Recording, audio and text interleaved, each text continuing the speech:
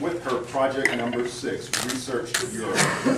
7, I was checking again, research the topic, titled Into the Wild Americana, Miss Patty Grafton, and it reads, Into the Wild conjures up images of beautiful, rugged, untamed natural landscapes, uncultivated and uninhabited land, a place ripe for pioneering people ready to tame its beauty and establish order.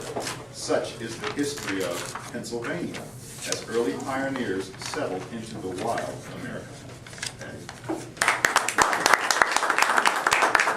you, Mr. Toastmasters. Smell the aroma of fresh baked apple pie. The aroma of fresh baked cherry pie. The spices of that pumpkin bread. Feast your eyes on a rolling landscape of fields of golden corn, green soybean, and out yonder, the beautiful colors of reds and yellows and browns and golds in the forests of Pennsylvania. Listen to the clickety-clock of the horses' hoofs as they enter the paved drive in front of you, as they're carrying their black carriages with their passengers to destinations unknown. Talk, the talk of the land. Good morning, how you-uns doing today? Not how you all doing today. This is the heartland of America. The second state ratified into the Union, Pennsylvania. And this was where I went recently on my vacation. You see, gentlemen and ladies, I love the fall. It is my favorite season, and I love the mountains. It is where I go to find peace and rejuvenation. And so I traveled to Pennsylvania to visit friends and be in the mountains and explore the farmlands. So as I traveled in the mountains through these winding roads with fields and fields of endless farms and forests, experienced the wonderful food that came from the farmlands, all organically grown, and ate some of those delicious cherry pies and pumpkin breads from the Amish farmers, I found myself discovering the wilds and the early history of Pennsylvania. Pennsylvania was the land of the Susquehanna and the Shawnee Indians. It wasn't until the 1600s that the first Europeans colonized it. The Spaniards came and found it to be vast forests of land. And so they called it L'Arcadia, which was to them the wooded lands. In 1682, the British were colonizing it, and there was land battles between the Indians and the British. King Charles of England granted the land in 1682 to William Penn as a debt owed to his father. William Penn inherited all this land. He was a pioneer, entrepreneur real estate man, and he was a champion of freedom and religious freedom and democracy.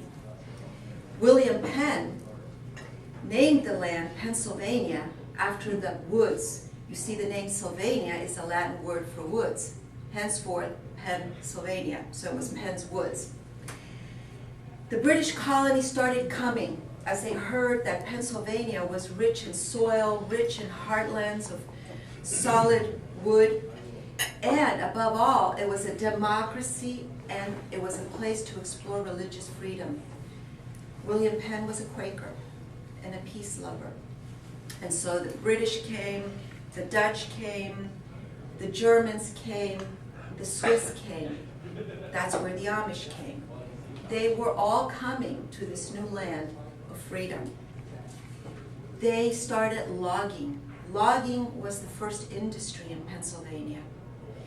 It was rich with trees and hardwoods.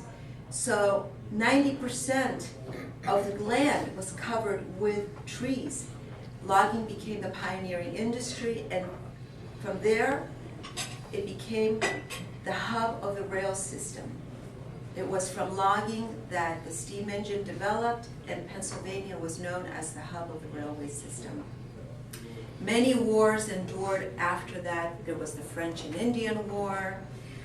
For 7 years, the Indians battled the French and the British until the British won and joined sides with the Americans and awarded many of this land to the soldiers.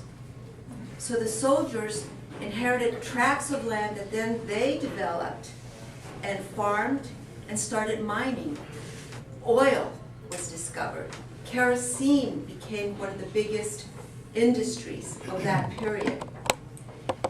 It wasn't until 1865, when the Civil War broke out, that the Battle of Gettysburg was one of the main deciding forces during the Civil War period, and the place where Abraham Lincoln gave his famous speech.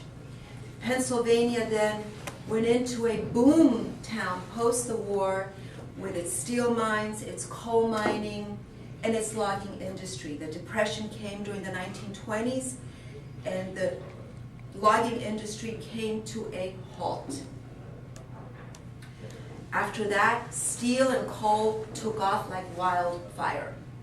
It wasn't until the mid-20th century, when more immigrants started arriving, that battles started to ensure and manufacturing took over, that the manufacturing came to an end.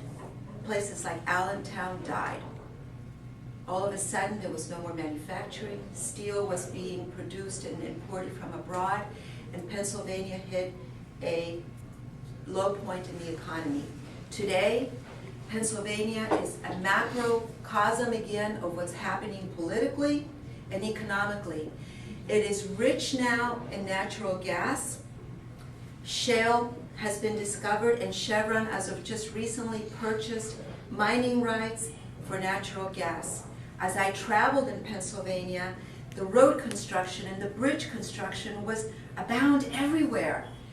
President Obama put into act the recovery funds to build our infrastructure, and Pennsylvania is back at work building roads and bridges. The farmlands of the Amish people are still lived and produced the way they were hundreds of years ago. The architecture is the original deal. My goodness, you don't have to go to Celebration. Go to Pennsylvania so you can experience true federal, true colonial, Victorian architecture.